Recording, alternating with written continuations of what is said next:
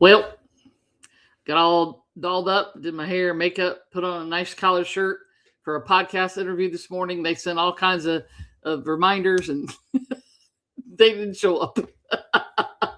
So I figured while I was all done up, I would just come on here and do Monday's Minute. So so you get the upgraded model today. So I was at the women's SEC basketball tournament over the weekend in Greenville, South Carolina. Had a lot of fun, by the way, in case you wondered, in case you cared.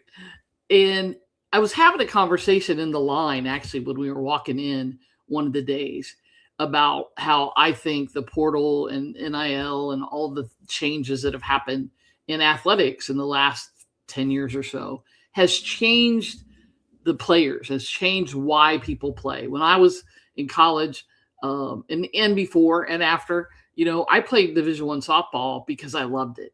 Because I had now look, if you know anything about me in business, I'm not that person who talks about you ought to do what you're passionate about, because sometimes that doesn't work. But that's not for today's discussion. But I loved the game, and I still do. I love the game of softball. I love going and watching I was never a great basketball player, but I loved playing. I loved shooting hoop. I loved, going out and practicing dribbling and, playing horse or pig or whatever with dad and in the gravel driveway. I was that person who was the first person on the field and the last person to get off, right? Dad yelling at me, come on, we got to go. It's getting dark, kind of thing.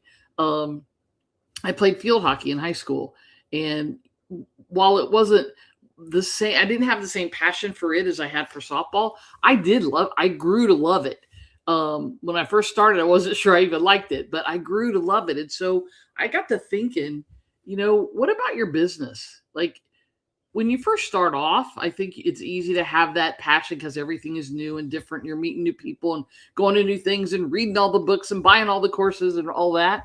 As we progress in our business, I wonder how many of us have that same passion. And I thought about it for myself, and I'm asking you to think about it for yourself. But when I thought about it for me, I'm glad I still do. I mean, I get off of coaching calls or mastermind sessions with my clients, and I'm like, yeah, I often tell them that, and I often say this when I speak live from the platform, I would do this all day, every day, even if I didn't get paid for it. I'm not going to do it without getting paid for it, right? But that's that passion, that's that drive, that's that just love that comes from your heart, from your soul, from everything you have, right? I love what I do. And I often say to people when they ask me, like, why are you doing this? Why are you doing that?